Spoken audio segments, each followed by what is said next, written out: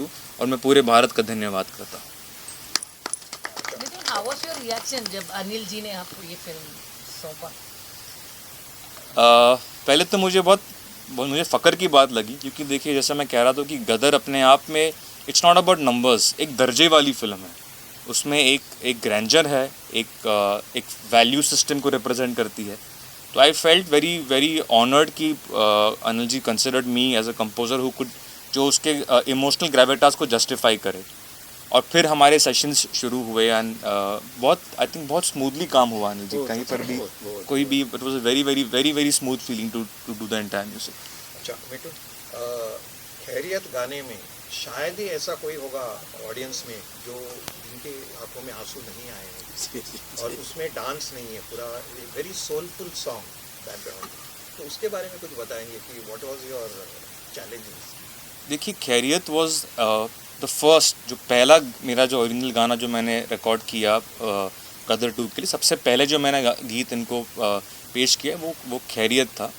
और इसके पीछे बहुत अनोखी कहानी भी है, वो अनिल जी बहुत अच्छी तरह से। क्या हुआ था कि मैं मिथुन जी के पास गया और मिथुन जी के हमारे सेशन शुरू हो गए। एक दिन हारमोनियम रखा हुआ था, आजकल तो कोई बजाता नहीं है, जानता नहीं है। तो मैंने मिथुन को बोला ये हारमोनियम ऐसे ही रखा हुआ है या बजाते भी हो आप?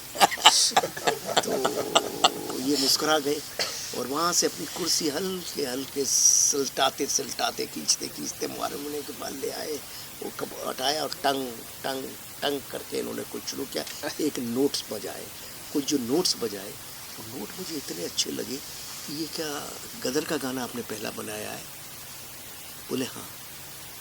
और वहीं उन्होंने खैरियत से रखना गाया इन्होंने। अरे मैंने कहा कमाल है। बस वो देखिए क्या होता है, जो लगता है ना गाना हिट गाने की परिभाषा जो मुझे समझ आती है, वो पहले 5 सेकंड में अगर आपके अंदर घुस गया तो घुस गया, और अगर वो आपको 3 दफ़े सुनाने के बाद घुसा तो वो हिट हो सकता है विद द टाइम, लेकिन वो उतना बड़ा हिट नहीं हो सकता। तो इनका ऐसा किस्सा घटा इनका, तो बस उसी क्षण में मैंने कहा ओके। और कादरी साहब ने कमाल लिखा। सही बात। आपका ब्रीफ क्या था सर मिथुन के लिए?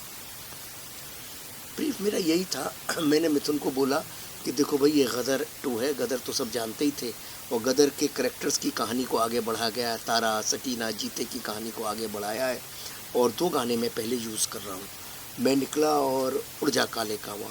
और मैं निकला उड़ जा काले कावां, ये दोनों गाने उदित जी ही गाएंगे। मिथुन ने बोला हाँ उदित जी ही गाएंगे ये गाने, क्योंकि उसकी सोलफुल आवाज़ हम बहुत अच्छी आवाज़ है, मगर उस गाने को सिर्फ उदित ही चाहिए और उसके अलावा कोई नहीं चाहिए। Requirement the song is Udit ji.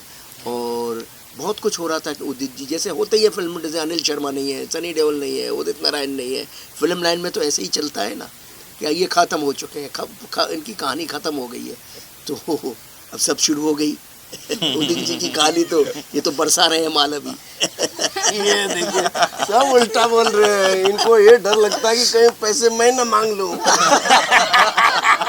अब वो कहानी खत्म होगी, जस्ट अब उल्टा हो गया मामला। तो ये हुआ। तो फिर मैंने इनसे कहा, तो बोले कि भाई इनको ये था कि भाई गदर के गाने हैं और गदर के गानों के सामने अपने नए गाने खड़े करना आसान नहीं है।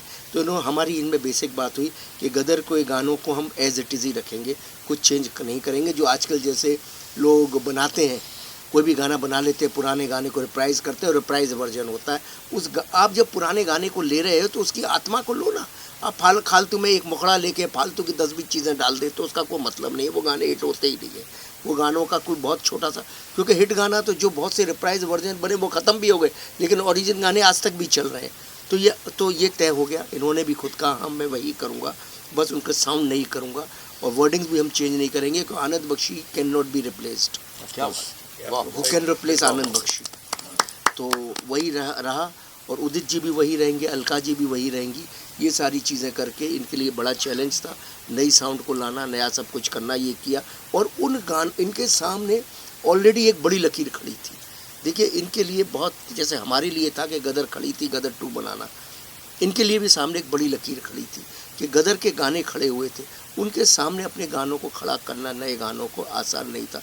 पूरा हिंदुस्तान मुझसे पूछ रहा था कि गदर के नए गाने क्या हैं, और ये भी जानते थे कि नए गाने क्या है, तो वो नए गानों को पुराने गानों के सामने खड़ा करना बहुत बड़ा चैलेंज था। वो चैलेंज उन्होंने लिया और ईश्वर की कृपा से आज सारे गाने यूट्यूब पर ट्रेंड हो रहे हैं, चाहे वो तेरे इश्क में हो, चाहे खैरियत हो, चाहे दिल झूम झूम हो, ये सब गाने चल रहे हैं। और पुराने 2 गानों की तो बात ही अलग है, वो तो मैं निकला और उड़ जा काले कावा, वो तो लोगों के ब्लड में, अब ये गाने भी लोगों के ब्लड में आ गए हैं। Mithun, how did you take up this challenge? क्या किया आपने जो मतलब फिर से हिस्ट्री बनाया?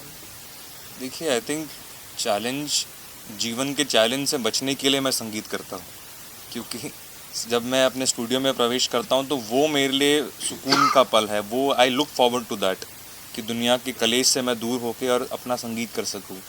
तो मुझे लगता है जब तक वो मदहोशी मेरे साथ है, जब तक वो माहौल मेरे साथ है, आई थिंक मैं कोई चैलेंज या कोई प्रेशर नहीं था, मैं एक्साइटेड था और मुझे लगा था कि हाँ मैं करूँगा। और जैसे अनिल जी ने कहा कि जब उड़ जा काले कावा और मैं निकला की भी बात आई, तो ये दोनों गीत मुझे लगता है भारत में प्रार्थना समान है ना। इसको ये प्रार्थना तो आप इसको छेड़ नहीं सकते। और जितना आदर मैं इन गीतों का करता हूँ, जितना मैं उत्तम जी और बख्शी साहब का करता हूँ, मुझे कहने की भी ज़रूरत नहीं है। आप अगर गीत सुन लेंगे, आप अगर जाके उसके आप जो लोग आप लोगों ने सब सुनाई है, सुन के आपको मालूम पड़ जाएगा कि मुझे कितना आदर है इनके क्रिएटर्स के लिए। वो उसके संगीत में ही नज़र आ जाता है, and that's why it has worked. वरना आज के दौर में रिक्रिएशन को लोग बड़े आसानी